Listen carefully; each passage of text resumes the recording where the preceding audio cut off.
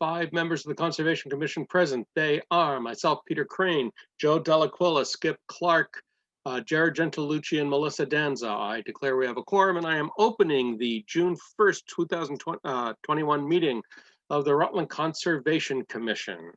Let me share my screen and hopefully bring up the thing I've been working on for the better part of half an hour. Let's go way over here to the, oh my goodness.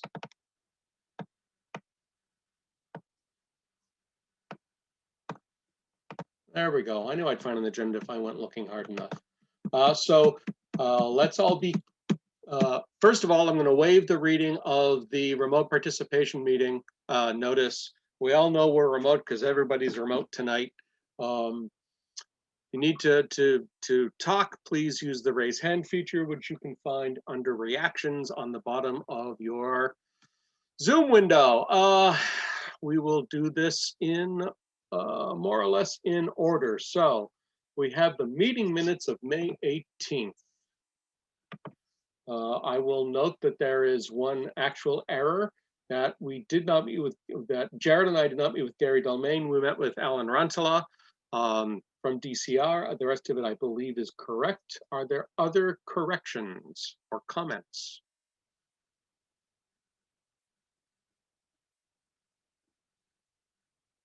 Hearing none, I'd like a motion to accept the amended minutes of May 18, please. So moved.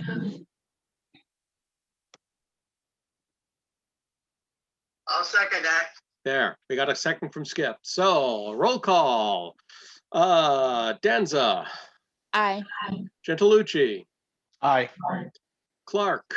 Aye. Delaquilla. Abstain. There you go. Good job. Crane, aye. That carries. Moving on. So our first order of business is a submission for an RDA for DCR on Prison Camp Road. I do apologize that I could not make it to that walk, Jennifer. But as many things are true, I am no good at keeping my calendar, and my wife reminded me that I really had to go to a wedding. So that site walk lost out. So if you don't mind, let's talk a little bit about this RDA. Actually, let me back up. I thought I had left it here. So we have a locus. Yeah, actually, if you scroll up a couple more pages, there's a site map of the 2 locations on page 3.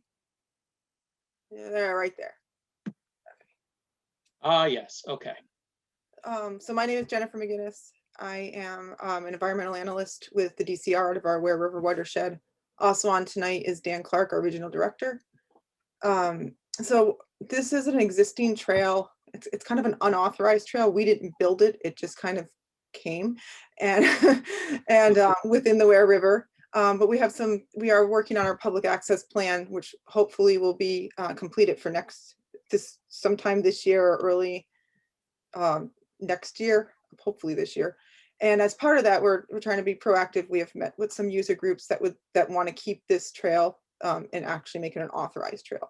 So there are 2 wetland crossings. One is Wetland A, which is basically would be a reroute out of the wetland and to stay in the upland area. And we can go into that in a second. Mm-hmm. And the second one is an actual crossing over a little intermittent stream in Wetland B. And if you scroll the next page for Wetland A, you can see it's in a wooded area. And if you go to page 6, which is just 2 more scrolls to photo 1, there we go. This is the trail right now. You could see someone had put up kind of an old pallet in it. That's not something we did. We just kind of discovered it. But it's a very minimalistic trail, I guess is the best way to say. We want to propose rerouting this. There's actually 2 trails that kind of are a couple about 50 feet apart in this wetland. If you go to the next page, which is page 7, that's the wetter portion of the trail. We're proposing to close these 2 areas and upland of this to propose to reroute the trail, again sticking to under 3 feet, natural vegetation on the ground, no tree cutting, just maybe minimal brush cutting just to get something that someone can walk through. So that's our first wetland crossing. Now, Okay. our next one would be that Wetland B, which is more off of Long Meadow Road. I mean, you can do the whole loop. It just takes a long time to walk it, so it's easier to access from Long Meadow. And this wetland, it looks like it might have been at one time an old logging road. There are some indications, stone walls on both sides of it, et cetera. And it crosses through this nice little wetland right here, almost in a natural upland area, pretty much solid rock under it. That's why I'm thinking it might have been built as a crossing originally. And on each side of it, there are some wetlands. We're proposing not to touch any of this, leave this trail exactly how it looks. But if you scroll to the next picture on page 9. There we go. Right there, we come to this little intermittent stream that crosses. And what we're proposing to do is just prefab an existing bridge. And if you scroll to page 10 of that submission, similar to this, we're not looking to ramp up with all that dirt though. It would just be a bridge with, some 4x4s on each end that hold it, some 2 stringers, and it would span the natural bank, so it wouldn't be impacting the definition of bank as the mean annual high of that stream straining right across, about 16 feet. And there is no wetland in that area. It's upland on both sides, so with 0 impact. And this is just so that people stop walking and riding bicycles through that stream. So we're trying to make an improvement to the area. Sure. Jen, how long will the bridge be? It's about 16 feet. 16 feet. Yeah. Is a 4x4 long enough, or are you going to need a mid-span need them. support? Yeah, we're going to need a couple 16-foot stringers. I think we determined that we could do it with 16-foot stringers and then just on each end of it, put it on a 4x4, or maybe even just natural rocks if we can get some flat rocks in the area, but trying not to impact the area too much. Right. Yeah. Okay. And it would be under 3 feet wide. Very, we're looking not to bring a car or ATV across it, just walking, people bicycling, etc. Something that I saw back here on the bigger map is it looks like this crossing is going to lead right into a wetland. Is that actually what happens? No, you would stay on the red path. So the stream is about. Oh, okay. Yeah. So that red line is the existing trail. Okay, so there's a crossway here. Yeah. It's sort of the whole thing borders this wetland. It's yeah, not, it borders it. Okay. Yeah.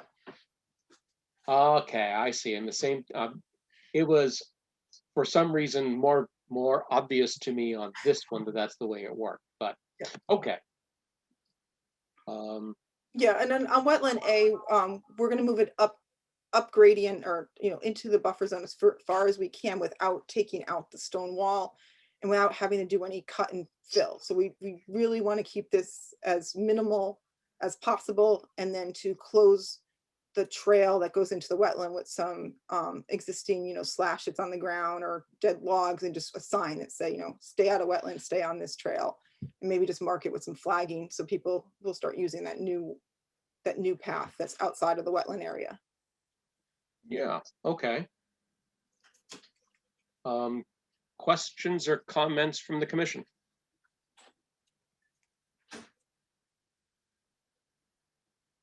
Peter, this is Jared. I just wanted to note that I was available to go to the site walk and met with Jennifer and Dan and walked both wetland areas, and really I don't have any concerns here. I just wanted to note too, at Wetland A, it looks like the new path for the trail, which would be really minimal disturbance, looks like it would be at least 25 feet from the edge of the wetlands. So that's good. That there's some buffer between where the new trail would go and where the wetlands are. And it was very clear that the existing trail, where it comes through the wetlands, I mean, it wasn't wet on that day, but you could tell that there was definitely presence of water in the past, because there was a lot of evidence of water in that area in the recent past. And then with Wetland B, just like Jennifer described, it's, you know, intermittent stream cutting through there. And based on their proposed work, it's going to be basically no earth disturbance because there's no like buried foundation or anything like that to support the bridge. So again, I don't see any concerns here. Okay, good. I'm glad you could make it out, Jared. It's a beautiful day. Yeah. And it looks like you had a heck of a walk. It was a long walk. It was good. I got my steps in.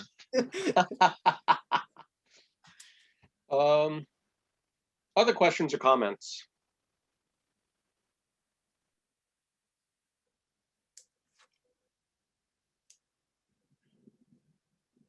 Melissa, Skip, Joe? I'm good. Okay. Yeah, Melissa, is this just for the submission or is this actually, we're voting on this tonight? I think this one is, wait, Because I No, think we- it's still under submission. it On is, the it is agenda. under submissions, yeah. Okay. So we'll vote on this next time. Okay. Yeah, no, I have no questions though. Looks great. Oh, Okay. actually, Jen, is this going to be blazed at all? Just curious to see if people will, for the new changes in the areas. So typically we don't blaze our trails because it damages the trees.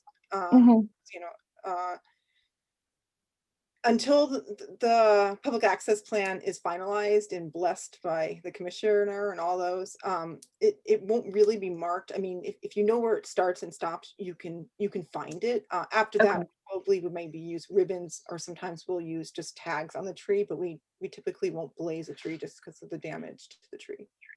Okay. Thank you. Well, I've got to say, this won't surprise you when I say I applaud your effort to keep people out of the wetlands during their hikes. It was kind of a surprise to find that trail. It's like, oh, wow, we didn't make it.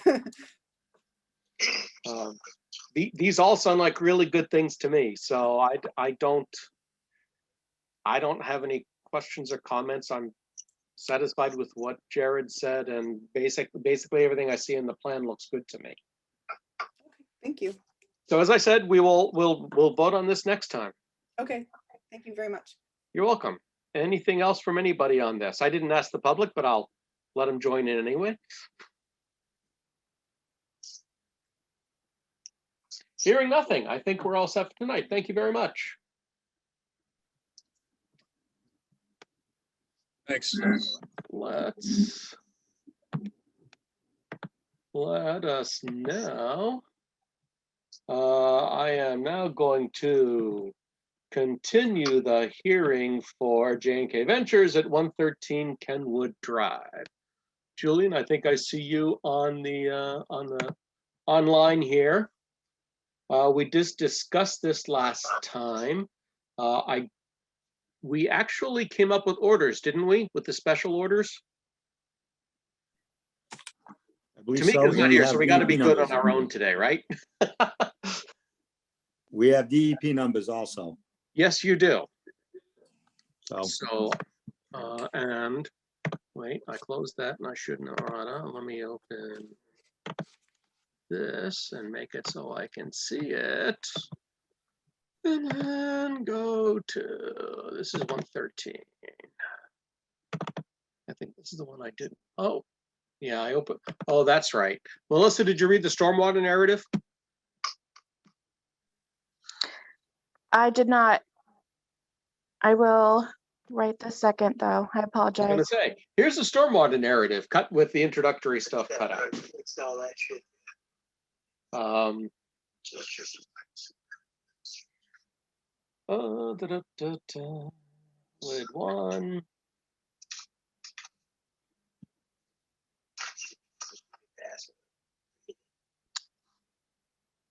I think that's perfect for what this is. Wonderful. Thank you, Julian. thank you. So is there anything, any other questions or comments anyone, commissioner public would like to make? Now, Joe, I know you weren't around for the for the opening, the original opening of the hearing. It is a single family home on Kenwood Drive. Let me look at this. There's the 100. So the only thing that's in the 100 is some lot grading. The house. Now I'm describing this for everyone who can't see, because Joe and Skip are on my phone. They're not online, so they can't actually see what I'm displaying. So I'm just going to briefly describe it for the member who was not at the last meeting. The septic is well outside the 100. It's just a bit of grading, and the well itself are the only things in the 100. They are, that line's a 15-foot buffer, the dark line. Is that correct, Julian? Or is that? Yes. I can't tell. Yep. Yeah, it's 15. Okay. So we got So that nothing in the puts- 15 feet. Right. So the well itself is going to be, I'm going to call it 35 feet from the wetland. Yeah, that's safe. As I said, it's only some grading of the backyard that's in the 100. So do we have any questions from the commission or comments? Hearing none. Anything from the public? Is there any reason we should not close the hearing? We do have the special, we do have the special condition, we do have the DEP numbers.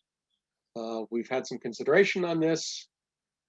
Is there anything else we want to consider before we close the hearing? Hearing nothing, I'd like a motion to close, please. So moved. Second. Roll call, different order this time. Clark, Aye. Delaquilla, Aye. Gentilucci, Aye. Danza, Aye. Crane, aye. This should be the special conditions. Yeah, this is 113, good. And the only special is erosion control barriers shall include straw wattles and silt fencing along the erosion control line to remain in place until the area is sufficiently stabilized. That's the only special. Is there anything else we want to add? I think that was the only thing we really talked about. I agree. I'm just gonna give everybody one last chance at this. When they do the, well, are they gonna have wattles around it? That control point? Did you hear that, Julian? They typically do that now. You could put that as a condition if you want, but that's typically done. They don't want to. There'll be a sump dug next to it also to catch the overburden, and then they'll Yeah, put all the the wattles around that. That's a standard well drilling procedure now. Right. Very good. Okay, so if that's standard practice, I mean, what does the commission think about making that a special, or should we just let best practices carry the day? I think I it think doesn't it should hurt. be- I should be, it's Joe here. I think that should be in writing. Best practices, I have nothing against best practices. Well, you If want, it isn't in writing, it doesn't exist generally. that's fair. That's fine with me. So if so, we will add that special condition that wattles and what was the other, what it's not a tailings pit. What's that? Oh, I thought you were talking about the other erosion control. Sorry. Normally they put a sump in next to it for overburden. Right, so any overburden sump and the well, what do I want to say? The well digging itself will be enclosed in erosion controls or in straw wattles. Is that okay? Do you just want to put like the total limit of work for the installation of the well and associated infrastructure? Yeah, actually, I like it that way better, Melissa. Okay. So erosion control shall be installed along the limit of work or around the total limit of work for the installation of the well and proposed infrastructure or associated infrastructure. Perfect. So I think that's clear enough. I'm going to ask you to email it to Tamika anyway, Yep. so she can directly include it. Anything else we want to condition?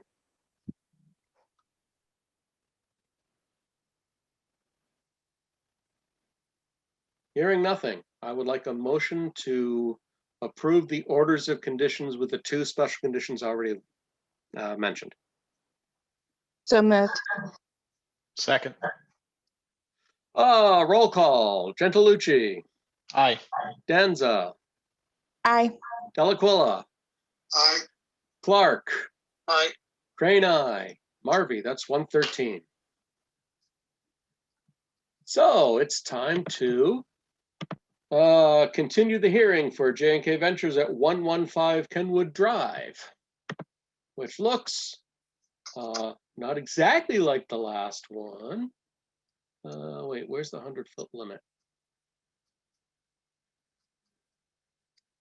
Julian, where's the 100-foot on it? It goes through closer Oh, 'cause to, here's the wetland over here. So that's the 15, right? And so right, the we're 100. in it. Yeah, That's the yeah, 100-foot, that ziggy-zaggy looking thing. The septic's outside of it. yep. Part of the house is in it, part of the driveway's in it. But I'm outside of the 15. We kept everything outside the 15-foot. Okay. We Great. got the straw wattles, also have the DEP number. Right. The well is inside the 100, but it's at the top of the hill. I'm gonna call that 40 Probably feet, 35 feet, 35. Okay. maybe 40. Same That's, distance. yeah, it's pretty good distance. We'll do the same with that, encompass Okay. it. Well, that'll be protected by the other silt fence, but we'll do it. When they drill it, they'll make sure they do that also. So you can condition that. Great. It looks like pretty much the same stormwater narrative as the other. Is that correct, Julian? Yes, it is. I scanned it. I think it's exactly the same. Yeah. The special conditions also currently only have the erosion control barriers. So we will add the same special condition. We just added the 113. Are there any other questions or comments from the commission on this while the hearing's open?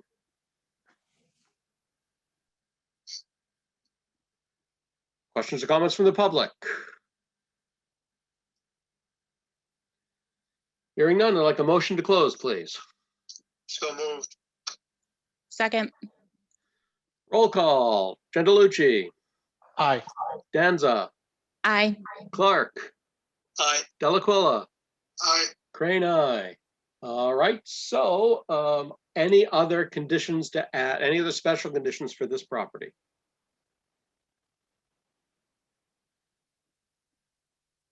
Hearing none, I'd like a motion, please, to sign the order of conditions for 115 Kenwood Drive with the 2 specials we have discussed. So moved. What was Second. the second? Sorry, I'm so sorry. What was the second one? The well and, Yeah, just the well. The well is the one, and wattle and silt fence is the other. okay, I thought you meant there was another one we were adding to Tamika's drafted. Oh. Okay, perfect. I'm Okay. just writing them to her as we're going, so I just want to make sure. There you are, multitasking fool. Yeah.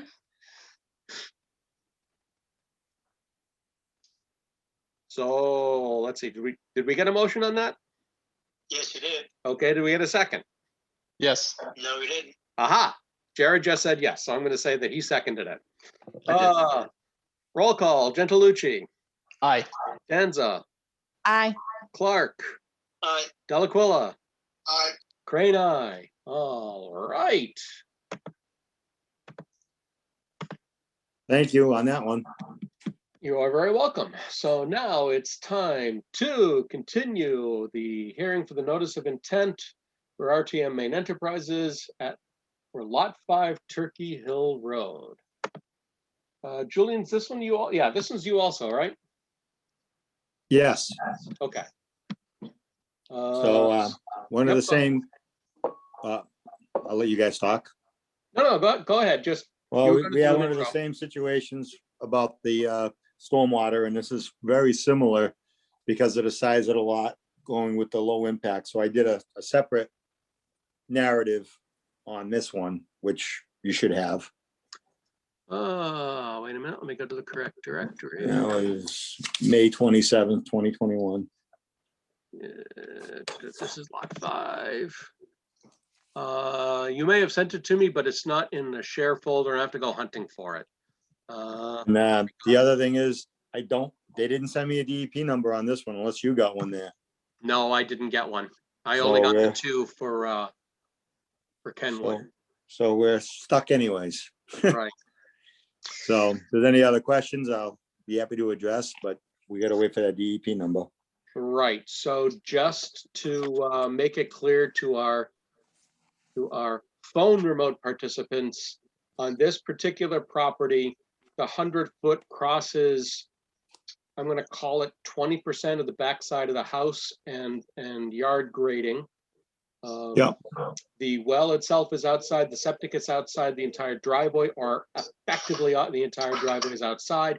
It's just a segment of a diagonal, a triangular segment of the house that's inside the wetland plus the grading. Yep. Closest point is, what would you call that? I would say probably 60 feet. Yeah, okay, I was going for 50, 55, but I can believe 60. I don't have a problem with that. With the erosion controls back at, I'm gonna call it 45. Yeah. Um, It's all a hayfield now, so Is it? I Oh. didn't know that. Okay. yeah, it's all hayfield. It's kind of grown in, but it was a hayfield. Jim used to cut that. Okay. So are there questions or comments from the commission? I have one Yes, sir. to Julian. Did we look at this one a while ago? It seems familiar to me. On the other side. It was on the other side of that pond. That's where that north arrow is a pond. We were a couple 3 years ago. We were on the other side of that. Jimmy Susi built 4 houses in there. Okay, This is right across the street from Jim Meager's house. yeah. Did you look at anything for the knotweed? I did, and I'm gonna leave it to you guys to tell us what you guys want us to do, because I'm not sure how to even go about that.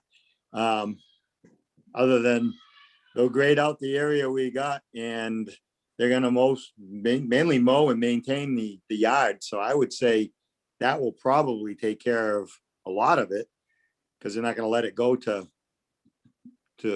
full mature growth, being mowed every couple weeks. Yeah, I'm more concerned of during construction. I know they're already doing some earthwork out there at some other lots.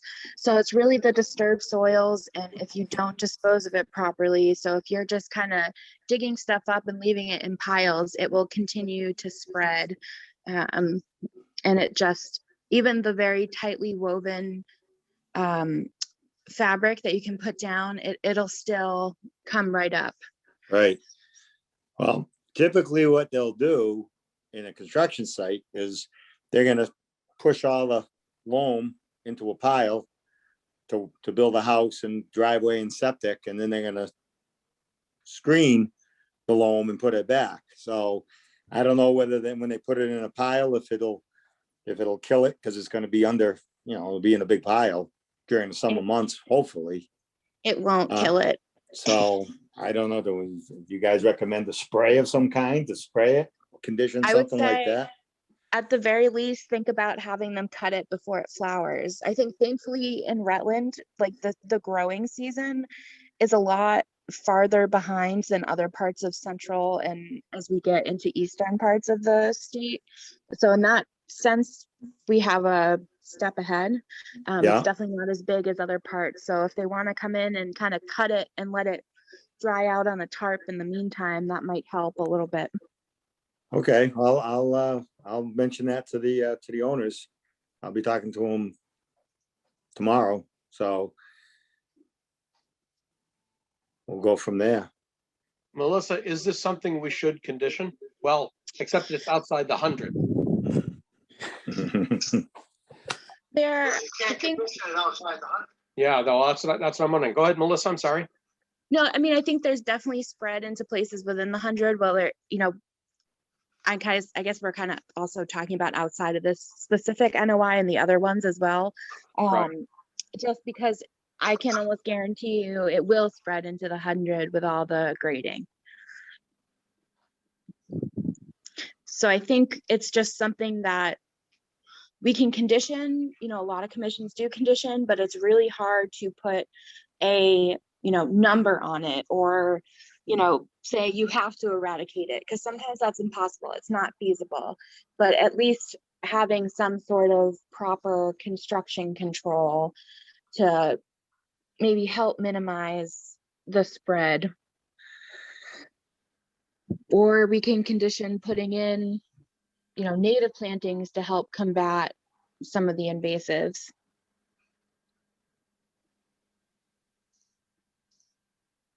Well, like I said, hopefully they're gonna, once they screen it and they'll plant grass and maintain it as a lawn around the entire house, that should eradicate that section. But we're open up to whatever you want. This is out of my wheelhouse. Oh, don't drop the phone. I will tell them, I'll tell the owners that, you know, like it's a hayfield now, they'll probably have it. Maybe it'll help if they have somebody go in there and just sickle bar it down right now before it does flower in that field, because that field, and there's another lot to the left of it, and there's a little piece to the right of it. And they seem amenable to a lot of stuff. I'll suggest that to them and see if they can knock it down before it goes to flower. Okay. It might be a start. Because I think one of the worst things is when, yeah, the mower comes out when it's flowered and it just goes everywhere. And if you have all that open soil, then I hate to say you're screwed, but you'd be screwed.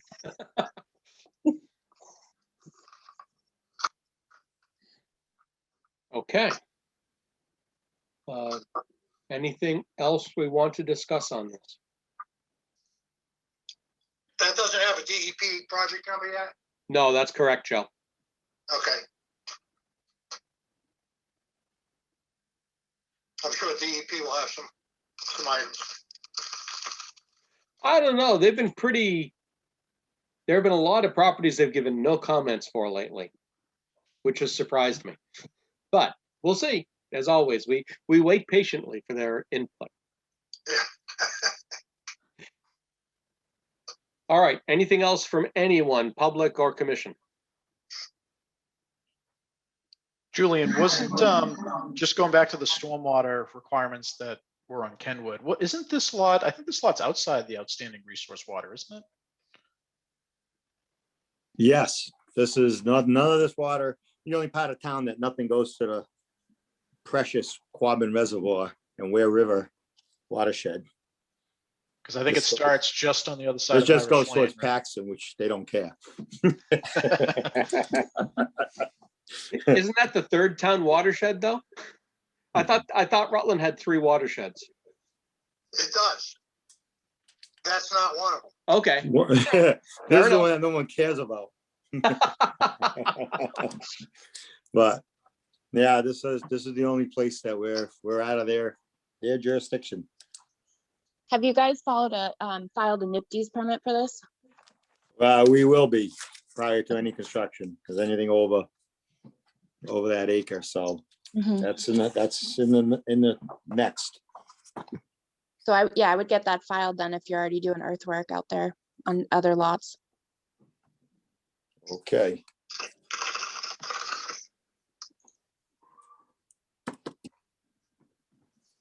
Last call. Anything else from anyone? Like a motion to continue to June 15, please. So moved. Second. There we go. Second by Joe Delaquilla. So roll call. Clark, Aye. Delaquilla, Aye. Denza, Aye. Gedalucci, Aye. Crane, aye. Awesome. That's another one.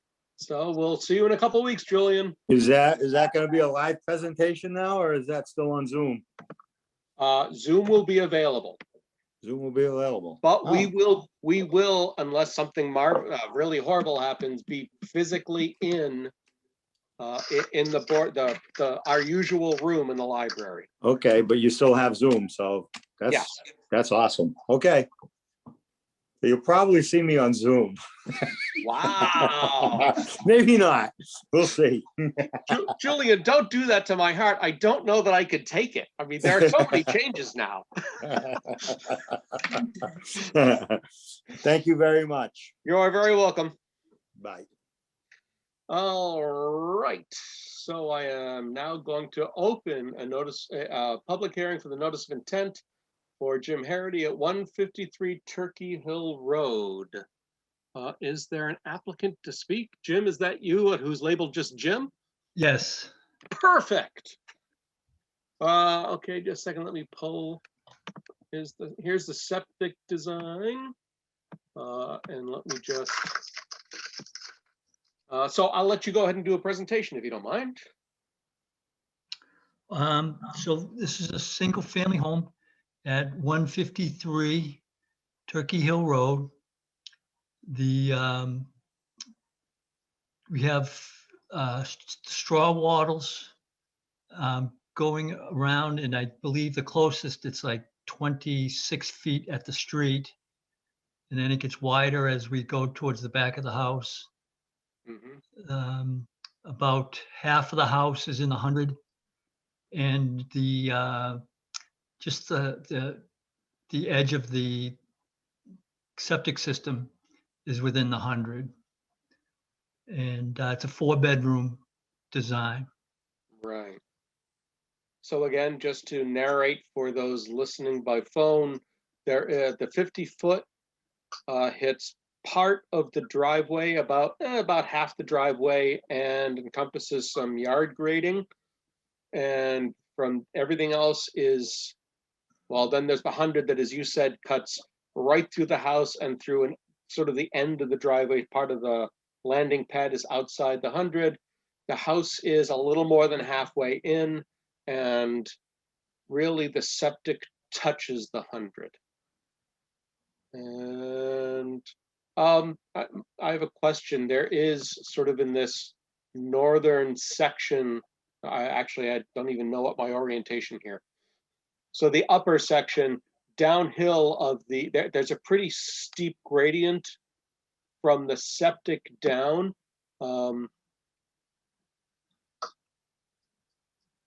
So what the heck is my question? Because the 100-foot, oh, I see. The 100-foot wraps around. Okay.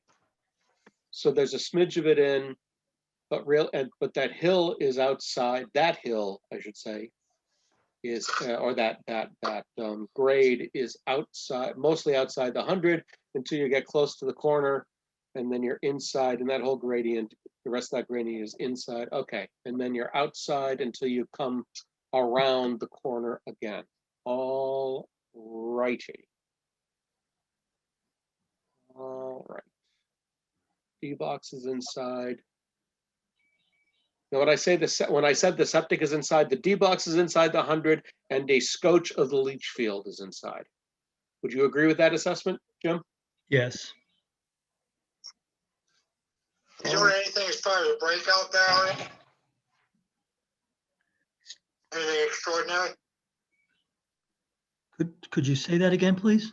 He's wondering if you're doing anything extraordinary or unusual for a breakout barrier. Oh no, there's nothing in there.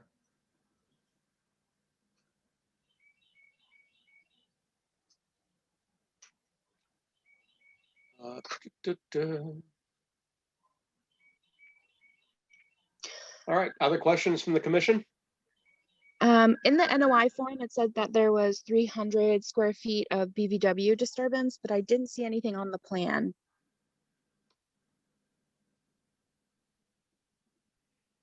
I think, was it 300 square feet, or was it 300 lineal feet of No. erosion control? Well, in the NOI form, it says resource area impacts, BVW is checked off, and it states the proposed alteration is 300 square feet. So if that's a typo, then that's fine. I'd just like to have that clarified. No, I think that's a typo. I think it was supposed to be 300 lineal feet of erosion control. Okay, Well, Yeah, you interestingly might- enough, if your erosion control is 1 foot wide, it's exactly the same. Yeah, there you go. yeah, I would get that amended both for DEP and our records, so we don't have a history of wetland fill. No, I agree with you, Melissa. I think you're exactly right. My snarky comments to the contrary aside. Oh, no, I didn't get that one. That went over my head, Peter, so you're good.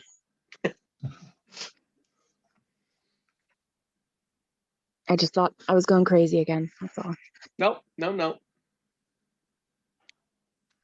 Okay, other questions or comments?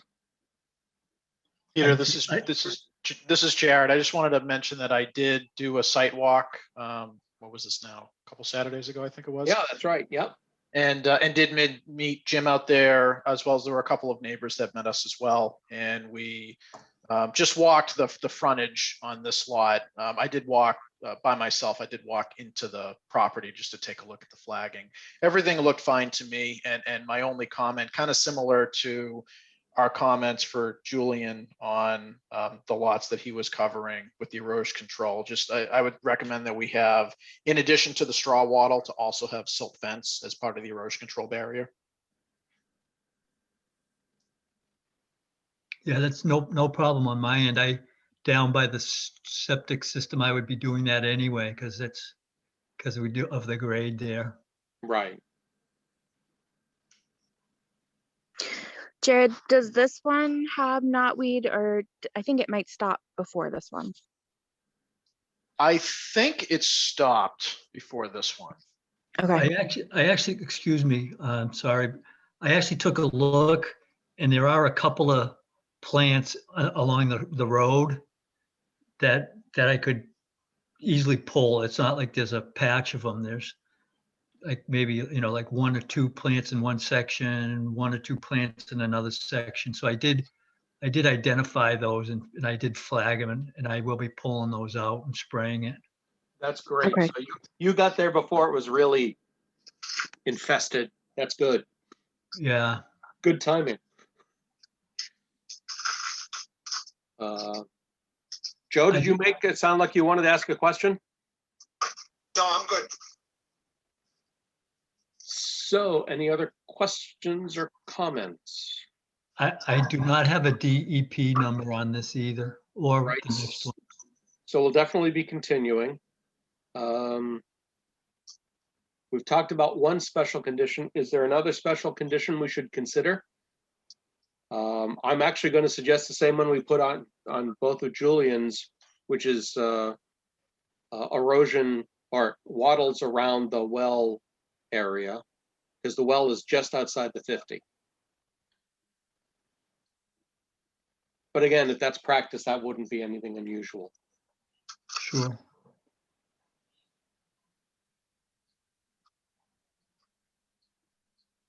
Although, in fact, that whole area is inside the, maybe that one's not necessary because the well is inside the erosion control barrier. What do people think? Well, they're gonna do it anyway. Oh, they're gonna do it anyway. All right. Yeah. Well, I'm just wondering, I mean, in terms of making it a condition, it's unclear that it's necessary as a condition because it's only I'm gonna take a stab here, 10 feet or so from the current erosion control barriers. Yeah, so you've already accomplished it. Yeah, so Yeah. I don't think we need to condition that at all. Yeah, I agree, Peter. I did just notice one other thing, Peter. On the west side, I think we probably want to have that erosion control barrier extend south a little bit more, just based on the proposed contours Over here, over, yes, in order to basically cover the rest of the grading. yes, exactly.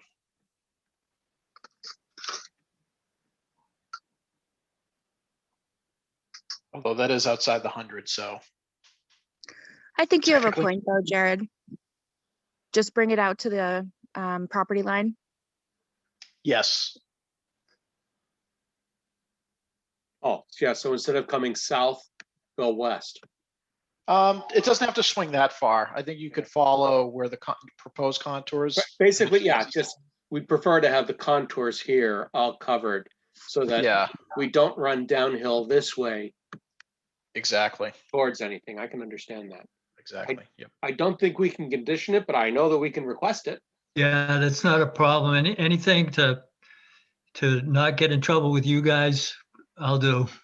Yeah, there's no question that that will relieve some Sure. concerns about things that can happen, because the last thing anybody wants is something making it downhill further. So, Yeah. Not a problem. are the controls in yet? Actually, has any work on this lot been done yet?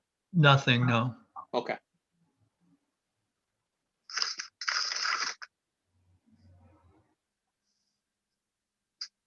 All right, anything else? From anyone? Hearing nothing, I would like a motion to continue to June 15, please. Motion to continue. Second, Roll call, Delaquilla, Aye. Clark, Aye. Gendelucci, Aye. Danza, aye. Crane, aye. That's one. Okay, let me get rid of that. So this one has to be the next one. So I am now going to open a hearing for the notice of intent for Jim Herity at 155 Turkey Hill Road. So we'll start. So Jim, please start again. Okay, well, so this is right next door. And again, single family with 4 bedrooms. The driveway is within the 100 and a little bit into the 50. The corner, there's a corner of the house that's within the 50. And then the rest of the house is within the 100. Mhm. And then half of the tank is right at the 100 line. And the D box actually is on the 100 line. And probably about half the field is outside the 50, but within the 100. Within the 100, right. And And we really have, there's, I'm sorry, go ahead. well, and then we have the erosion controls that pretty much wrap right around. Yeah, it looks like you maintained a 15-foot everywhere, right? At least a 15-foot. Oh yeah, it's probably more than 25. Because the erosion, okay, and again, there's a, I'm not sure that's too steep. That doesn't look like too steep a gradient. That's within the 50 is what I should call it. To the basically all the way to the erosion controls. Okay.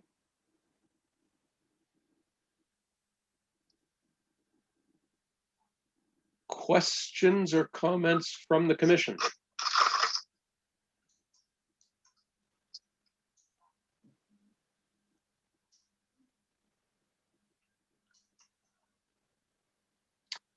Questions or comments from the public?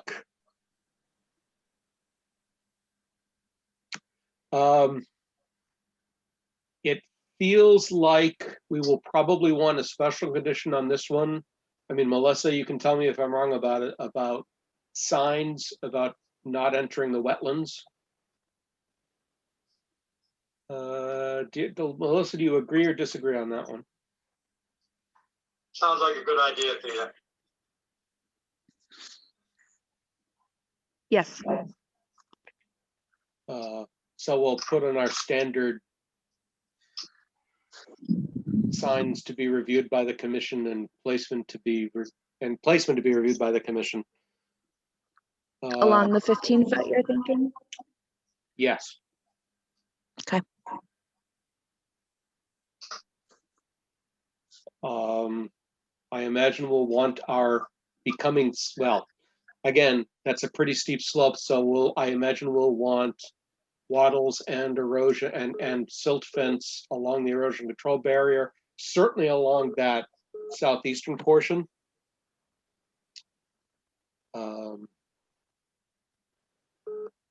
What is the grade there? What would you call that grade, Jim? So, Because it's 2, 4, 6, 8 feet over.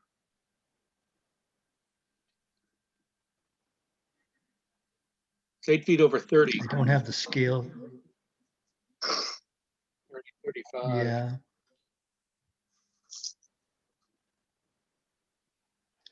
So it looks like it drops It's about very 8. manageable. Yeah, it drops about 8 feet over a linear run of 35-ish, maybe 40 Okay, feet. That's not too bad. No. We've seen steeper slopes today. The only reason I even asked is sometimes we want to put a double barrier, 2 rows. Right. I don't. But in this case, that's not enough to justify that. Yeah, I wouldn't think so. We will do.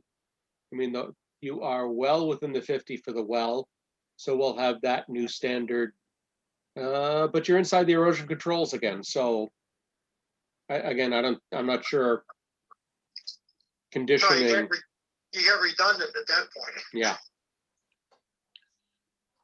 And considering the slope there, I don't see a lot of value in conditioning that. Any other comments or questions from anybody? Just in, Yes, sir. like regarding to the, I'm sorry, did I step over somebody? No. Go right ahead, please. Oh, just like in regards to like those sloped areas, what I usually do is, I'll see, you can see where there might be some problem areas once you're on site and you get a rain. Mm-hmm. And those areas I usually do double up. Oh, okay, great. Because you can kind of see where there might be some issues. And so at that point, I would usually do double up because I don't want any breaches. Right. Okay. All right, I think I'd like a motion to continue to June 15, please. Motion. Second. I'll let Tamika figure out who's second. Roll call, Gentilucci, Aye. Danza, Aye. Clark, Aye. Delaquilla, Aye. Crane, aye. Great, Jim, thanks very much. Okay, thank you. Take care. You too. All righty. So, hey, we're off hearings, and it only took an hour. Sheesh, well, 50 minutes. You know what? I'm going to do this out of order because Jen's here, and my guess is she'd like to talk about 165 Cannon Road. Am I about right there? Hi.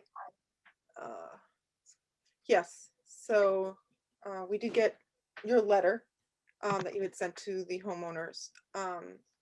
I believe, and I'll confirm with this tomorrow because Alan was out today, I believe he was writing or is writing a letter back to them basically saying that we're going to request a site visit now that the COVID restrictions are lifted by the governor. Mm-hmm. See if we can get out there. Because I feel like we really have to see if that truly is a wetland with a stream before we go any further. So I just wanted to let the commission know that that's where we stand on it. Thank you, the governor, for lifting our restrictions. That's right. So I will say the landowners tried to contact us a couple times and in fact sent us an email to an address I don't monitor very quickly, excuse me. And so I didn't know about it until today. Basically, what they're saying is, my gosh, this is farm property. It's all exempt. And well, I think your letter spells out where they are and are not exempt, but I haven't responded yet. Yeah, there is no exemption from the drinking water standards. Right. DCR standard. So, and then in the Wetland Protection Act, it's very specific what's exempt for a farm. It's not just everything. So, but we're more speaking on the DCR end. So, but Yes, we'll right. keep up to date, and if the commission wants to do a joint site walk, we can definitely try for that. I think that would be marvelous if we could arrange it. Okay, I will stay in touch, and Tamika has my email and my cell, my personal cell. She can reach me if you guys hear first. Okay, Fantastic. Thank you very much. great. Thank you. Have a good evening. Thank you, you too. Anybody have anybody have any other questions about I'm sorry, did somebody speak on the phone? Yes, the owner of 165 Cannon Road, Wendy Oh, Somerset. I'm sorry, I didn't realize that was you. And so, and Jen McGinnis just dropped off. She's the DCR rep. So what are the specific issues with Rutland Conservation? What specific issues do you have that maybe I can answer?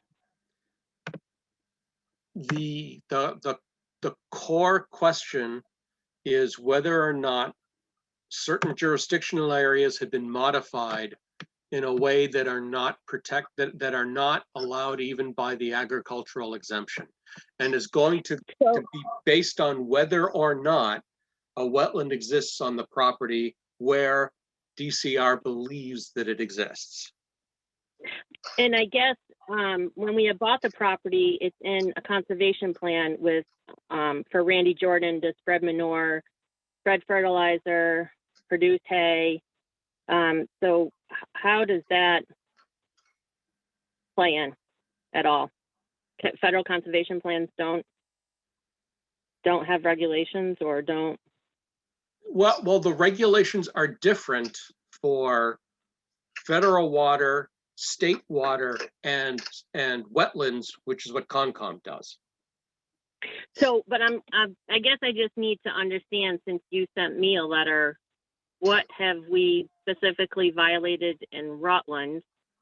I guess start there, because we have property in Holden and in Rutland. So I want to make sure we're, I'm talking to the right people and who's regulating what, so I can get it resolved. But I just want to know from the Rutland Conservation Board what specific issues you have so that I can address those with you.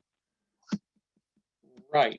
So, Or are you saying you just sent me a letter because DCR has concerns? Is that what you're saying?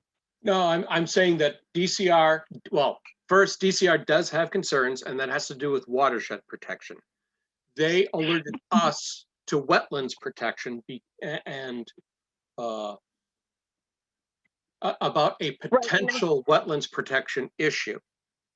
Right, and I talked to them, and it's 61A property, and in the normal course of operating a farm, and just so the committee members are aware, we're talking about 6 head of cattle, 1, 2, 3, 4, 5, 6, on 70 acres.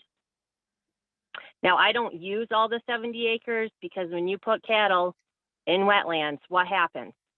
Foot rot. And we are raising steers for meat. And there's a hold period when you have to medicate an animal. So much of that, everything in Rutland wetlands has been fenced off. I do not have cows in wetlands. The area that I'm using, Randy Jordan was using for hay. I am now using for pasture, and I rotate my pastures all year long, not just in the summer, all year long, because I don't want it to be a mess and have my cows standing in manure. It's not healthy for the cows. So I rotate my pastures all year long, and they're not in wetlands. But even if they were, there's exemptions under the wetlands and the watershed for 61A property. Okay. I can't talk to the watershed. Well, that's why I'm asking you. You regulate. What's your specific? What have I violated that you regulate in Rutland? We have been told there may be a problem with a particular wetland area. Yes, That may, and the that, hold on, concern, that may or may not actually exist. This is why Right. we would like a Right. site walk, and that the would, right, but you don't regulate that area, that's Holden. That price of property is Holden, and it's a map tributary. It's a map tributary, okay? It's not above ground, it's not wetlands, it's not above ground water. At times of the year, it might be an intermittent stream, like with the 2 inches of rain that we had. And the cows are not pastured in there. It's a crossing from one pasture to the other. So for example, right now, the cows are in the back lot. So they don't access that at all. I have 2 acres of property in the front, a pasture, and they need to access that to get there. If I close that off, they'd have to walk down my driveway because of how the house was built. It was built for a residence, but it's I don't know why they did that, but it's a farm. So I have one this question. isn't Rutland. This is Holden, and Holden conservation doesn't have an issue with me. So I'm just trying to understand, because I'm quite confused. The DCR is telling people that I'm doing things and that I can't do things, and I'm like, wait a second. Randy Jordan comes in here, used to come in here when I bought the farm and spread manure and food compost and whatever else he's got in those bins. I'm not doing that now, because now I'm using my pastures for 6 head of cattle, and we are commercial. We sell meat. We sell meat to 10 families right now. And we started selling feeder calves as well. I'm a CPA. I work at the IRS. I deal with regulations all the time. I can't be doing things wrong, and I don't want to do things wrong. But I follow the rules as they're written. So I just want to answer any specific questions that you have in Rutland that you regulate, right? okay, so we've had a question, Joe, go ahead. Okay. Nobody's saying Rutland's regulating anything at this point. Well, I got a letter. I don't know if you're aware. So this issue, I know I was on the docket as of May 17th. And then you had a meeting the 18th, and I was on the agenda, but no one brought it up to me. I wasn't aware. And then I got a letter in the mail the 21st. So that was my first communication. And it said if I didn't respond, there would be violations or fees or whatnot. So that sounded accusatory to me. It sounded like you do have a specific issue. So I wanted to make sure I was present and I'm available to answer questions that you have. But I need to know what they are so I can answer them. Has Holden Concom been CC'd on any of this? They sure have. And when I bought the farm, I told them exactly what I was doing. And Glenda Williamson came out. I had a discussion. I said, I'm building a fence through here. I have cows. No problem. No problem.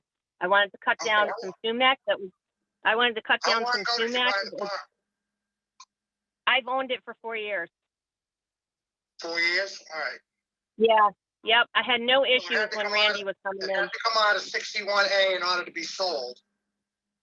All right, and then you put it back in 61A?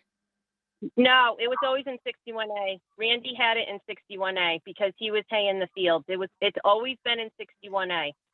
This has not been idle farmland. No, Nope, in order for 61A land to be sold, all right, the back taxes have to be paid on it. That's only true if they're changing use of the land, but if it's staying in Yeah, farmland, and that doesn't come out of 61A. That's correct. Right, you've got a new owner, so the wetland would apply. All right, where it may not have applied to Randy, it would apply in this case because obviously this new ownership has taken place after the Wetlands Protection Act was enacted, so it's not exempt under that particular, where we've got lots that are pre-existing prior to the wetlands. Correct. I'm trying to figure out what your exemption is, what exemption you're claiming. There's quite a few exemptions for running a farm. I don't have the regulations right in front of me, but for wetlands and for watershed. Well, no, you seem to DCR be speaking specific, kind of authoritatively on it. And I was just curious if you knew exactly what it is that you're exempt from. Because I'm unaware. I'm kind of in the dark here. I'm a little lost as to what exemption or special Well, so- consideration. right, so let me just help you to understand. So for example, they're hayfields, they're pastures. So we have sumac. Do you know what sumac is? Yeah, there's hayfields are fine. There's no issues Yeah, with hay. So I'm giving you an example of where I'm exempt. So sumac was growing, they're a tree. Well, The it's cows, not an exemption. It's not an exemption. It's an accepted use. It's a different, it's kind of splitting hairs as far as the law is concerned. But that's not so it true. doesn't have any There's issues with different- you? The I'm sorry? wetlands that DCR is identifying or potentially have identified all are in Holden? Yes, their only issue is with a map tributary. Yeah, all right. There's no issue in Rutland. There's no issue. And any issues there were, they resolved them. I'm sorry? Tributary in Rutland? I'm not understanding your question. Say that again? Does the tributary, is it at any point No. in Rutland or is it entirely in Holden? I'd have to look specifically at the map. There could be a piece in Rutland. I don't know. I don't believe so. I believe it's all in Holden. Yeah, I just don't want to see us, make a mountain out of a molehill here. Yeah, I mean, this is. Well, with all due respect, this has been very disconcerting. I feel like it's a fight to farm. I know Rutland has a right to farm. I mean, we're talking about 6 head of cattle. Right now I have 10, I've sold 4, so I'm just holding them for a week. Randy was in there, every other week spreading manure. I'm not doing that with him anymore because I'm using the land and I'm pasture rotating. I use solar electric fences. They're not in any area. They don't overgraze it. They don't overstay in an area. I'm constantly rotating them. I'm a 4th generation farmer myself. I'm from New York. I've been in tears over this with my parents and said, you wouldn't believe this. I've called Randy. This has been very disconcerting. Very disconcerting. I have 6 head of cattle. I run a 4-H club in town. I've called the state. I've called I called the Massachusetts, but it sounds like you're using, good farming practice. I mean, I certainly am. I'm doing some research about permaculture because I believe, and this is how I was raised, you look at the land and you learn from the land. If there's water over there, I don't want to disturb it. It's not good for my livestock to stand in it. I understand this. I grew up in a farm, okay? It's not good. I want my cows to be grazing and not to overgraze land, okay? Because if they graze it down to dirt, I'm not getting that back. If we're in a drought period, I rotate them more often. I do a ton of research. I'm educated. I work at the IRS. I read regulations. I need to do the right thing. I want to do the right thing. I don't know why I'm getting hounded like this, but that's what it feels like. I'm being targeted. I'm probably going to have to hire a lawyer to get it resolved and have them move on. I don't know what's going on. I don't. We don't have anything to resolve. There's nothing to resolve. Hold on, Joe. Hold on, please. So, DCR asked us to get involved because they had sent a letter and had not gotten a response where they wanted to do a site walk. And so they asked us for support, which I responded to all their letters. We were during COVID, so I said absolutely not. I don't allow anybody on my farm. It's not just COVID and everything else. You guys, and I don't mean to be disrespectful, but I have to worry about what you're tracking into my farm, okay? Cows can pick up illnesses and viruses as well, and I'm producing a food product. My cows are USDA certified. I go to, so, and they are, this is a map tributary, which if you look at the regulations and the definition of a tributary, it doesn't include an intermittent stream. And I asked the Massachusetts Farm Bureau why they were even questioning this. And they said, they've been chipping away at this and chipping away at this and slowly taking farmers' lands away from them. But you're absolutely right. The cows are allowed to access that area for farm crossings to get from pasture to pasture. It's in the best practices for farm strategies that Massachusetts put out. So I'm doing all the right things, but I can, and best yet, when I planted some trees, I planted 12 native pine trees on a bank to preserve the bank, okay? Vinny something or other, he's an engineer with DCR, came out and said, you can't plant the trees, you can't have cows, you can't spread manure, you can't, okay? And at the end of the conversation, he said, the trees are fine. I had Busy Bee put in the trees, and this was Holden, okay? They did everything right, you know, because that's their business. They came in, they dug it, they minimal disturbance, they mulched it, whatever. Vinny said, gave me the verbal approval, tree's fine.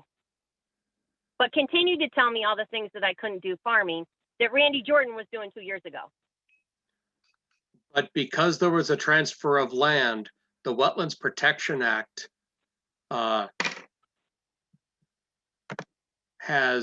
the Wetlands Protection Act applies differently to you than it did to Randy. Why?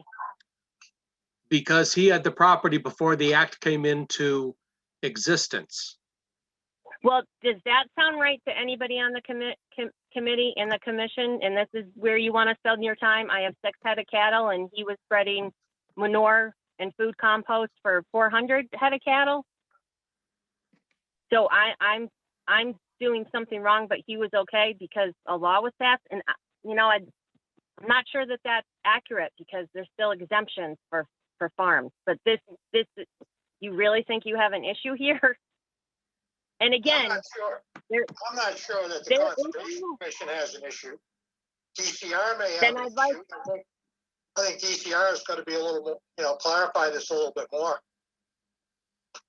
Right. Well, this started as a DCR issue. They asked for our support, which we gave them. That was the basis for writing our letter. And by the way, the writing of the form of the letter is close to prescribed by law. So we don't have as much leeway to make things sound more or less serious. Oh, she got the form letter, huh? Yeah, exactly. Yeah, okay. That's enough to scare anybody. Yeah, exactly. Well, but again, it's prescribed by law. That letter is a defined letter, so don't. What I'm going to tell you is don't panic over it. I think at this point, the Concom really doesn't have an issue unless DCR can absolutely point to something, and we'll leave it up to them. I mean, well, and Joe, that's why DCR has been trying to get a site walk. Yeah, well, you don't have DCR to do that. That's authority. not us.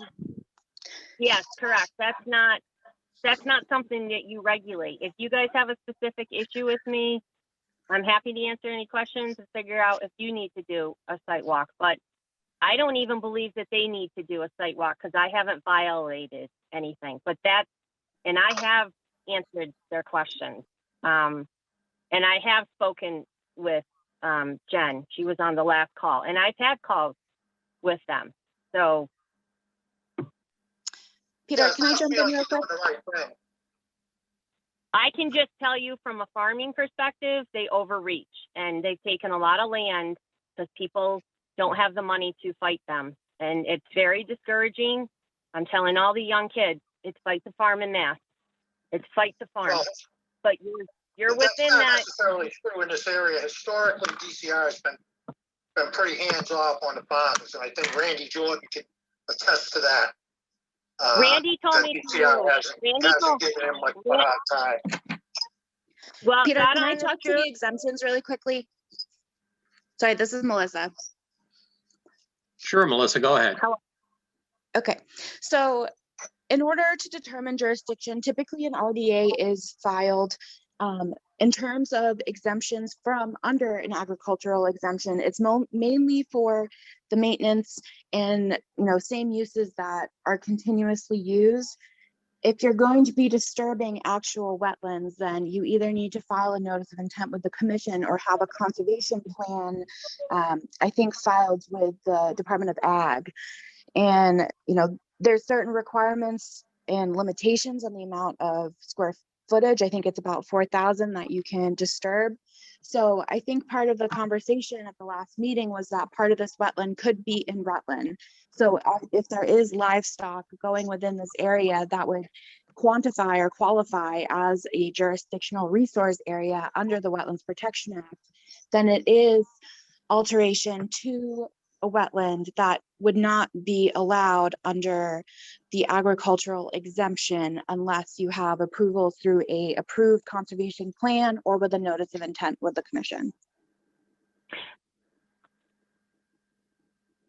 okay, then that's what I'll do. I'll go to the federal government and get their support if that's what I need to do. Because this isn't 4,000 square feet or whatever you said. This is literally a passage from, and it's not wet. It's not even a tributary according to the definitions within the wetlands.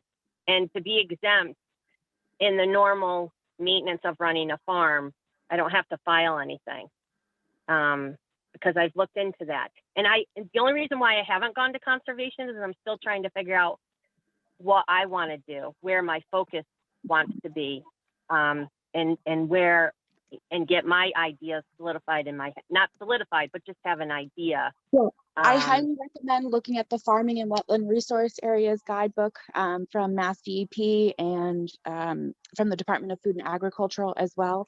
And that is one of the suggestions to solidify your agricultural exemption, to file a request for determination of applicability with the commission. But I don't have to do that.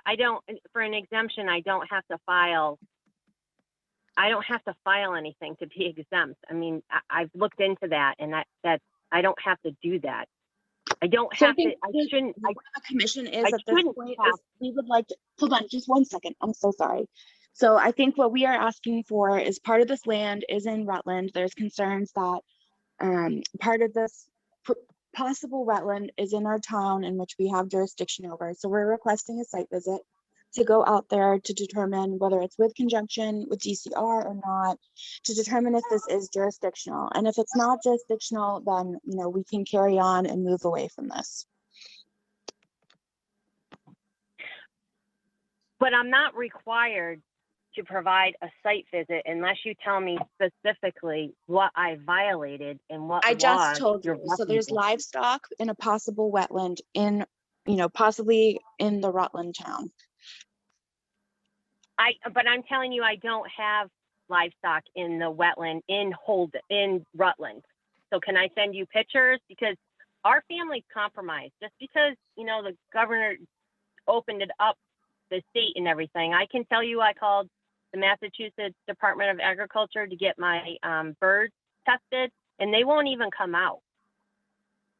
So I think if you have a plan, mark up from an aerial plan with the town boundaries on it and where your cattle is or your livestock, then that, should suffice on our end, or we can use that to make our final determination. Yes. Your own, already come through, that helps. So I would definitely suggest that and send that off to Tamika and her email. Because you think that I have livestock in a specific wetland area. Correct. And that is coming from DCR telling you? So that's just what the information that we have gathered, right? But how have you gathered that? Because I'm telling you that's not true. That's absolutely not true. So just send us some of the aerial photographs with a general markup, and that should, suffice. Obviously, I'm one commissioner out of the group, but we take that into consideration, both sides of the story. Well, does anybody else? I mean, keep in mind, so I'm sitting at a baseball game, and then 5 minutes before this, I was at rotating my pastures. I mean, I'm a full-time CPA, and then I'm farming, just try and supply, food, support the 10 families that I'm selling meat to. So I know you think it's quick and easy, but I also have 2 homeschool kids. So I just don't think I have to do this. I just don't think I have to do this because I haven't violated anything. I'm not in any area that Randy wasn't in spreading manure. All right, I'm so just spreading a lot less manure, a ton lot less manure. let me give it to you simply from our position. A concern has been raised. It is our obligation to investigate it. This is not something we get to say, you say yes, we say no. We don't actually have direct evidence either way.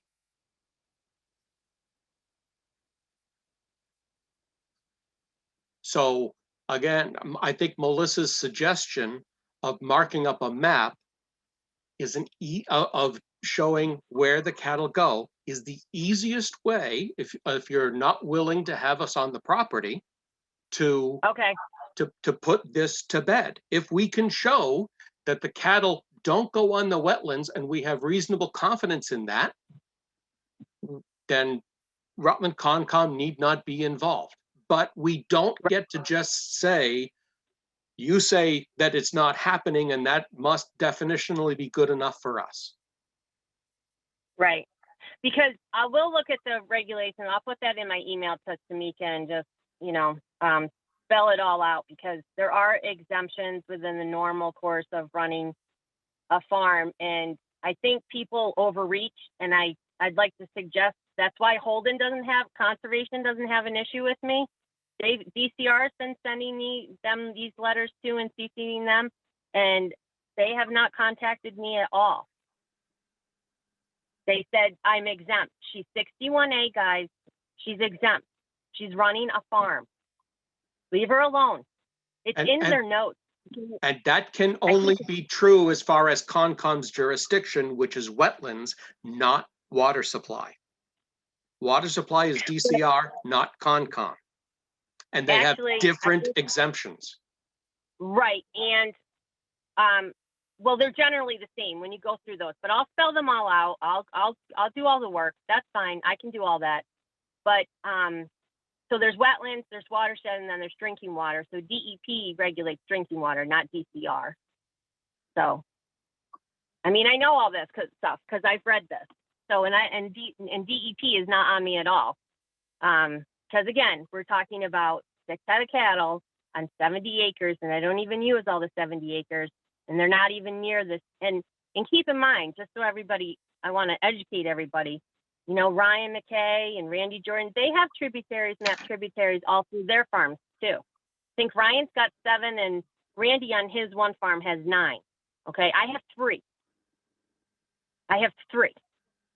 And a map tributary. So that's there's a specific definition, and it doesn't include an intermittent stream. But DCR monitors. If they want to go to court, I'm ready to go to court. I'm sorry, say that again? Joe? DCR monitors those tributaries coming off of Jordan Farm. There's testing equipment installed there. Yes, and do you know where my map bad happens, they know right away. Right, and do you know where my map tributary was?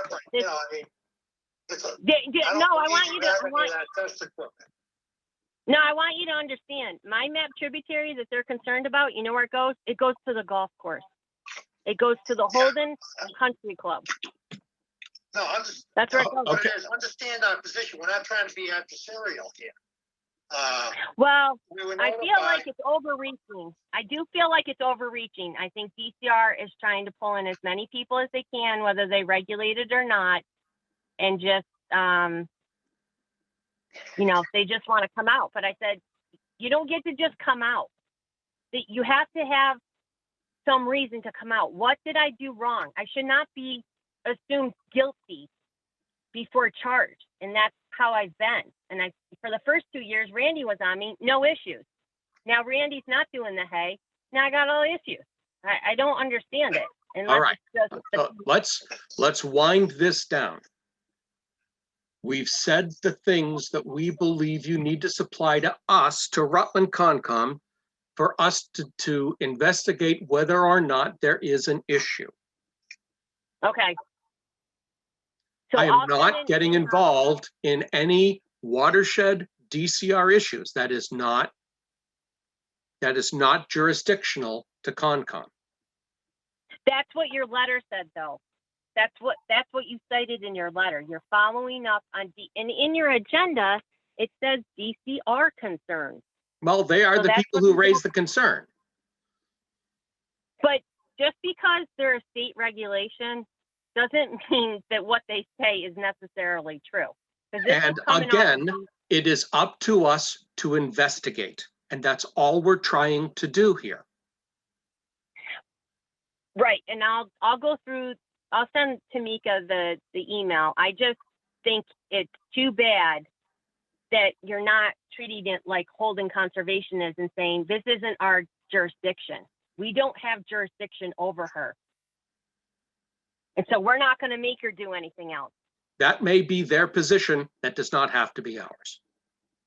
Is that not the position of the board? Is that what everybody's saying?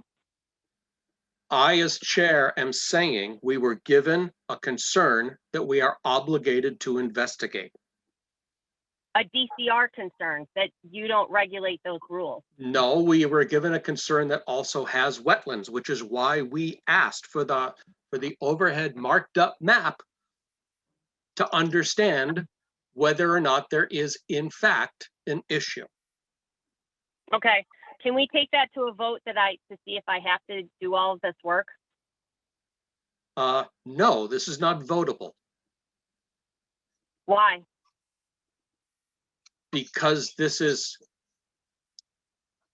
not an element that requires a vote. This is, It's an investigation. yeah, it's an investigation. This is not a decision by the board, by the commission. Okay. Okay.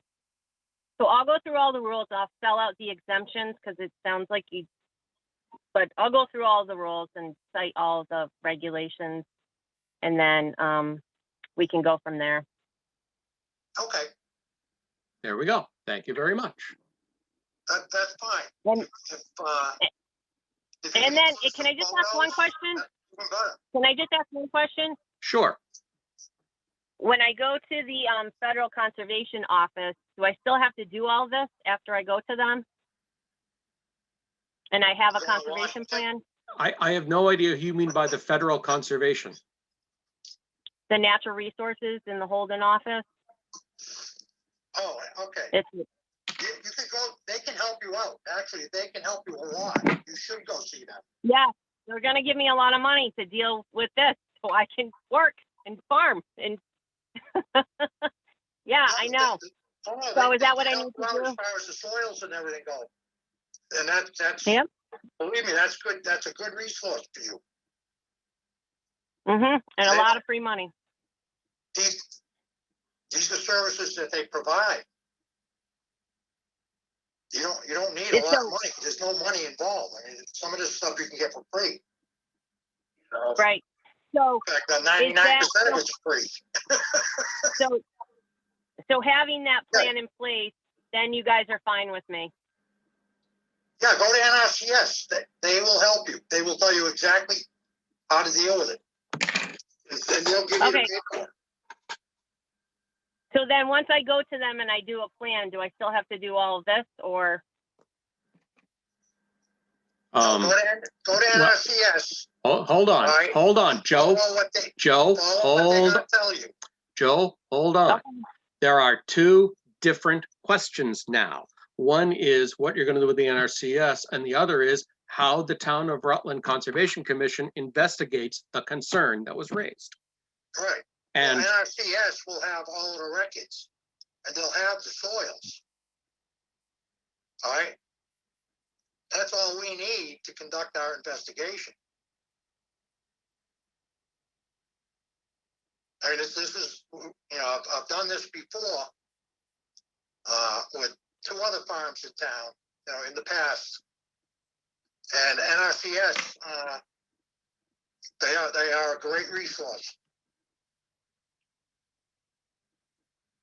And then conveniently located right in Holden, which is nice too. I won't name the names of the farms. Doesn't matter. All right. So you understand what you're going to do? Well, so I guess I didn't get that question answered. So you I still don't want know. the email? Yes, we would like that. Because that is irrespective of what you do and unaffected by what you would do NRCS for whatever you file with them. Okay. Okay. I'll need a couple weeks to work this into my schedule. I think, is that reasonable? I don't know. When do you want this by? Well, as soon as you can reasonably get to it, I think a couple of weeks can be entirely reasonable because our next meeting is the 15th. So if we could have it by then, it's very feasible that we could close it out by then. Yes. Peter, I don't think 2 weeks is going to be enough.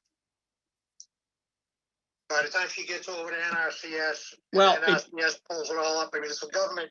It depends on the path she chooses to go. If she goes through NRCS and collects data through them, that may take longer than just marking up a map. So Yeah, I what I'm just, saying is her best I'm bet not, is to go to NRCS and let them mark it up. I'm not trying to be difficult. I just overworked and I haven't figured out how to clone myself. I just don't want to mark up a map and send you an email and with all the exemptions and spell this out. And then you say, well, it's not good enough. Yeah, that's what I'm saying. Let's go 4 weeks. Give her plenty of time to get all of her ducks in a row.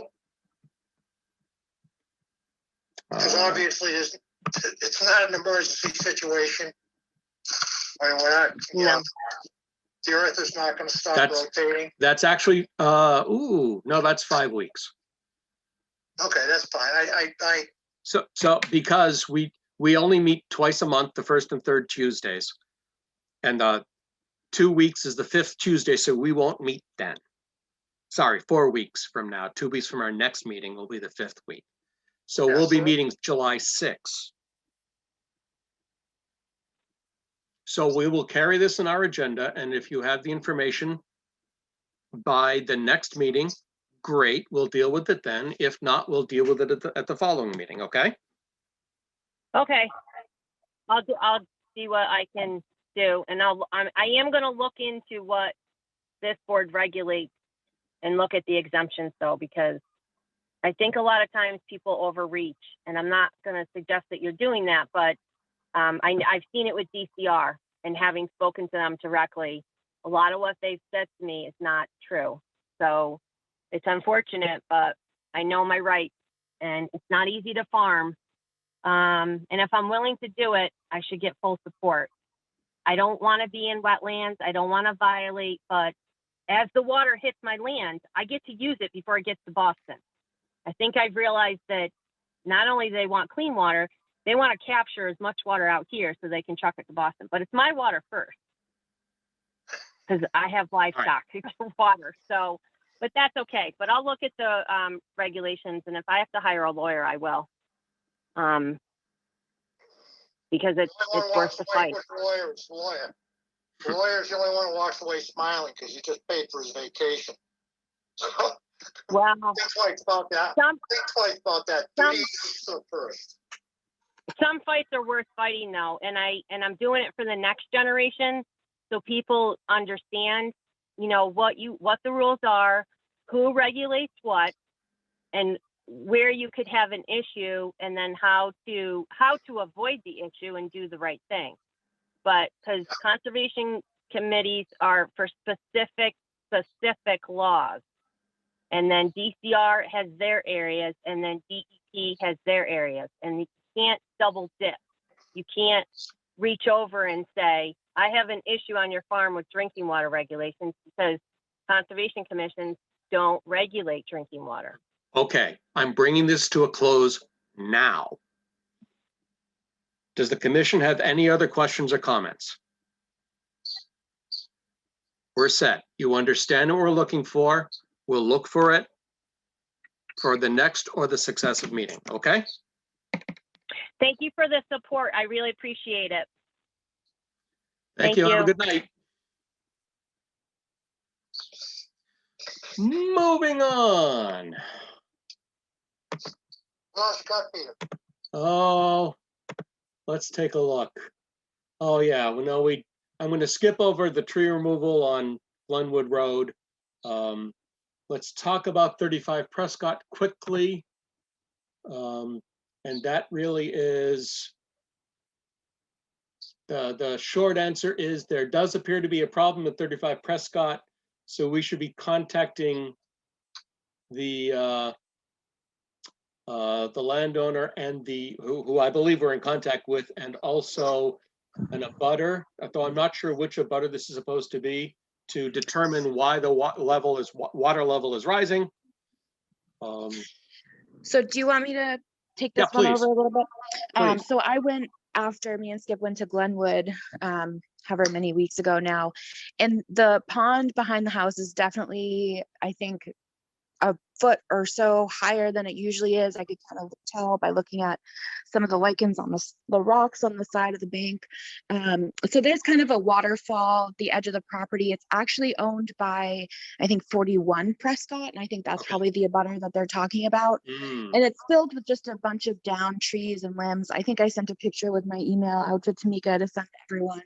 And he said it's a little bit more than it usually is. So maybe with some of our windstorms, a lot more have gotten knocked over. And because everything drains here, it just got sucked out. And now it's caught at this waterfall. Right. He says, with the rains that we had been getting, usually that thing is rushing and it's trickling. I mean, it's definitely not a consistent fall. It's, you can hear it. It's got water flow, but definitely not as much as it should looking at the water level. right.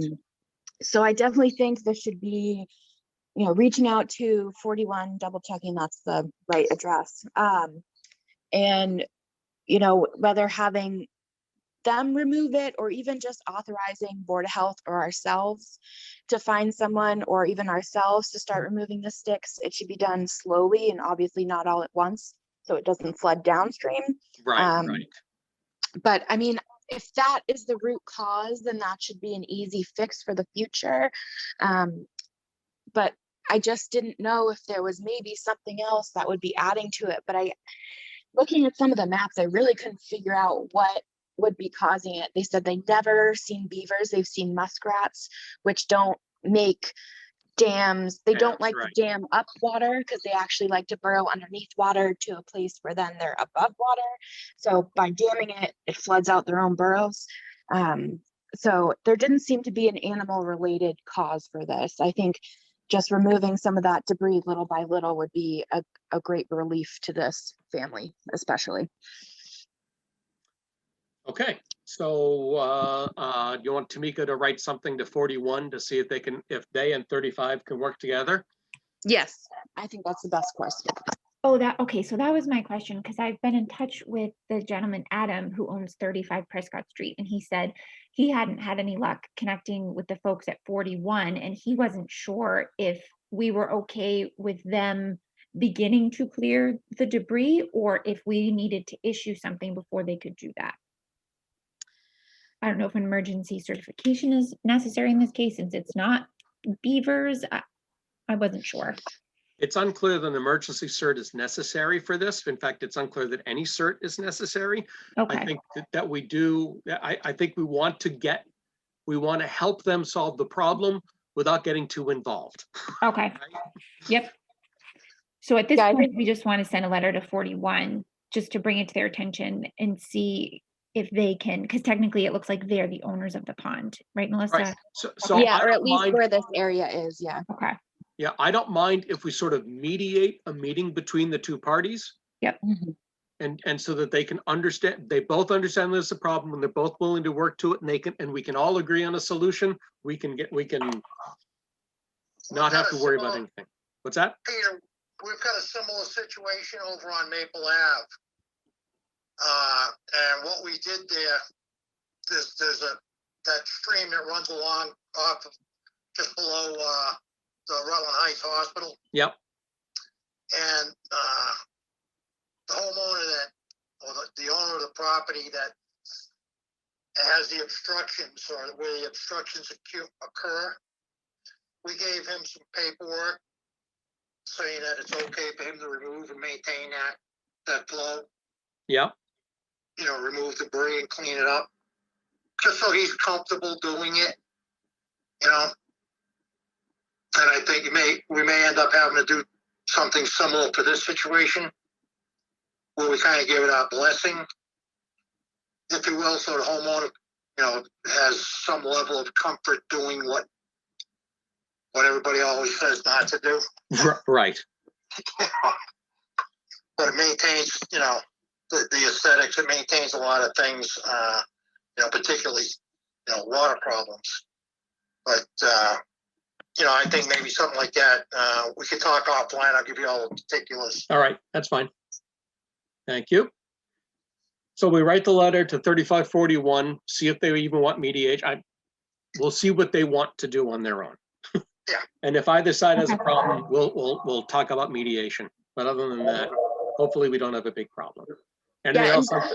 Go ahead, It sorry. might be, if 41 doesn't respond, I think Board of Health might have some regulation for the threat to public health and safety, because the Yes. water's rising. I mean, it's like scary close to the top of the berm. Okay. Thank God they don't have septic. That's my only Oh, yeah. comment.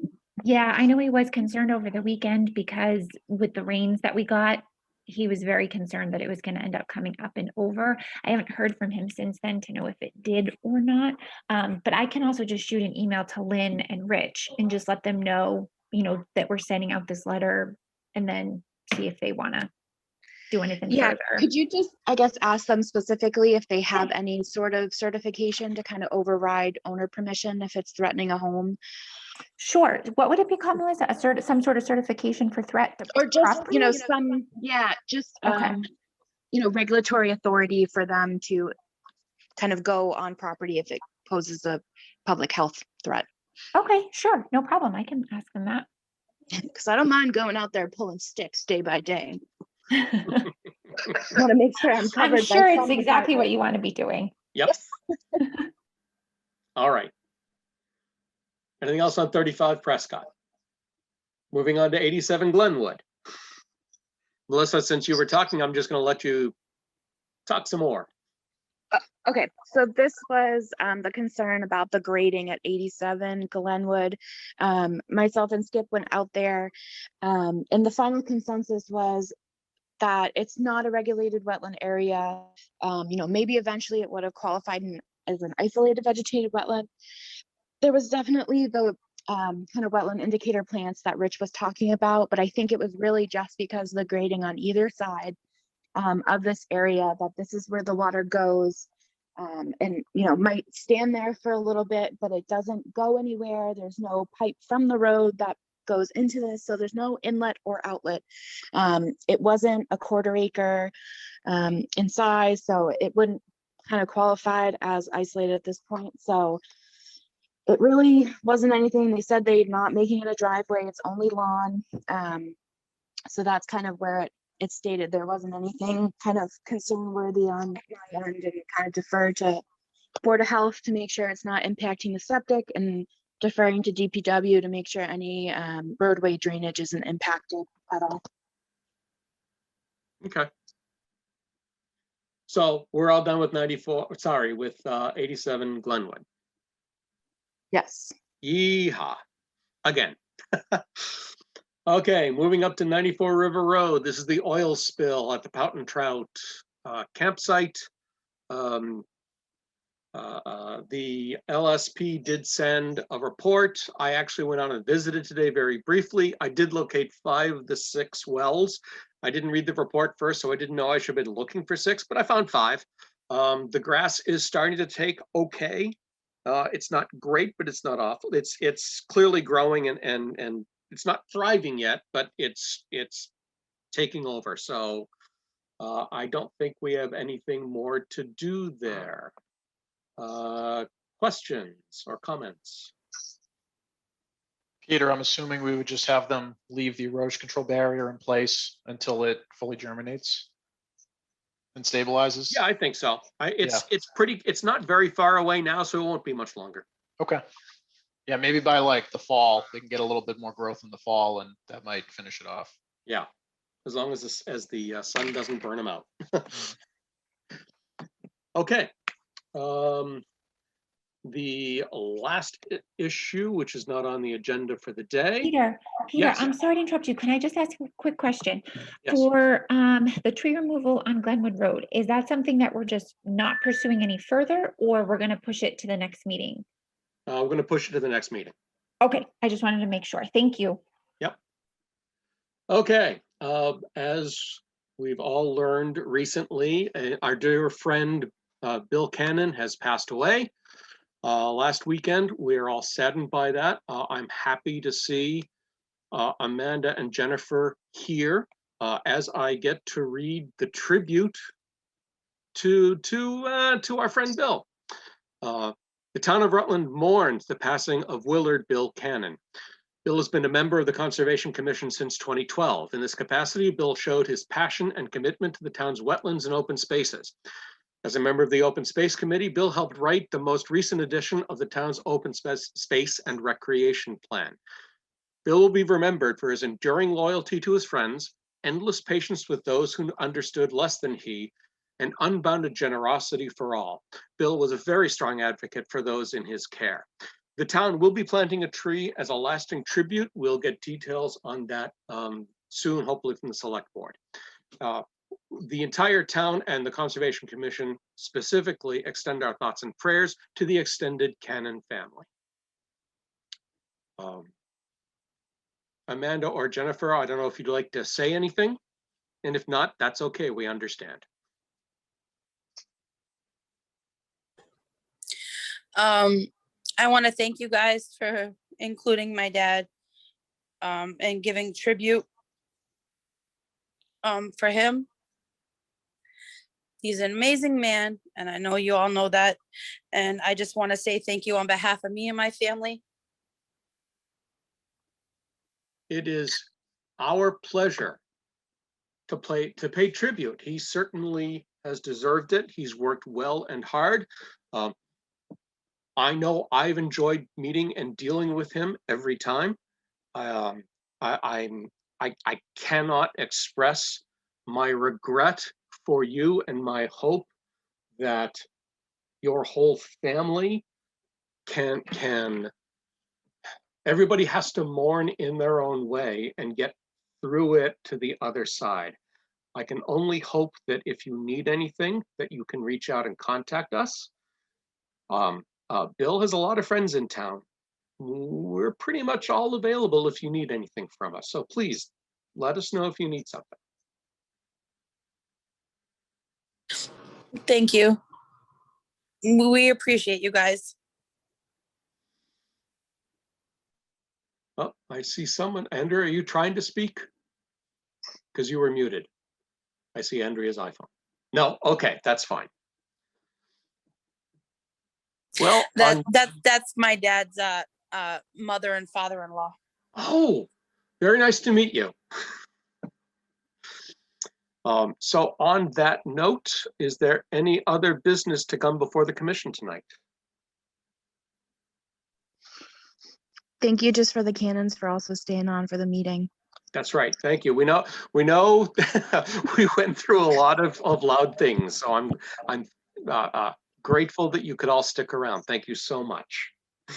And Peter, if I could, I just wanted to say that I've had the pleasure of knowing Bill since we were kids. And he was the only person that I let call me Tommy because I don't like it. And I don't know if you noticed, but every time we had a meeting, he would say, "Hey, Tommy." And I would say, "Hey, Billy," because I called him Billy. Mm-hmm. So I just wanted to say he's going to be very greatly missed. He will be missed by many in town, myself included. All right. I'd like an unfortunate motion. There we go. Second. There's a second. All right. Roll call vote. I missed who made the motion. I'm sorry. Skip made the motion. Joe seconded. Oh, I didn't even know Skip was there. Hi, Skip, sorry. Okay, and then, How are you? Yeah, when you listen to the recording, you'll find out that Skip and Joe have both called me and are included through my Zoom. okay, I got it. And then Joe made the second, right? Correct. Okay, thank you. Roll call, Gentilucci, Aye. Danza, Aye. Clark, Aye. Delaquila, Aye. Crane, aye. We are adjourned. Thank you all so very much. We'll see you soon.